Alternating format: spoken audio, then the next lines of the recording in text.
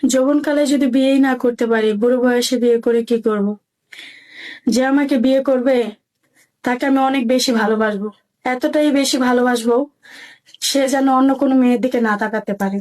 আপু, বিয়ের পরে কয়দিন ঘর থেকে বের হবেন না? সে যদি চায় সারা জীবন ঘর থেকে বের হবো না। কেন? কারণ আমি পর্দা করতে চাই। যে মানুষটা আপনার দায়িত্ব নেবে তার বয়সটা কেমন হতে হবে, টাকা পয়সা কেমন থাকতে হবে, রূপের সৌন্দর্য কেমন থাকতে হবে? রূপের কোনো দরকার নেই, তার কোনো টাকা পয়সাও দরকার নেই। আমি শুধু চাই ভালো একজন মনের মানুষ, তার বয়স যেমনই হোক না কেন। 30, 40, 50 যদি হয়? কোনো সমস্যা নেই। তাহলে তো তার ঘরে অবশ্যই তার বউ সন্তান থাকবে, এটাই স্বাভাবিক, তাই না? হ্যাঁ, অবশ্যই থাকতেই পারে। সত্যি সংসার করবেন? হ্যাঁ, করতে পারবো। আমি সবাইকে দেখিয়ে দিতে চাই যে সতীনের সংসারও করা যায়, দুজনে দুই বোন হয়েও থাকা যায়। আপনার সাথে যোগাযোগ করবে কি করে? আপনাদের মাধ্যমে।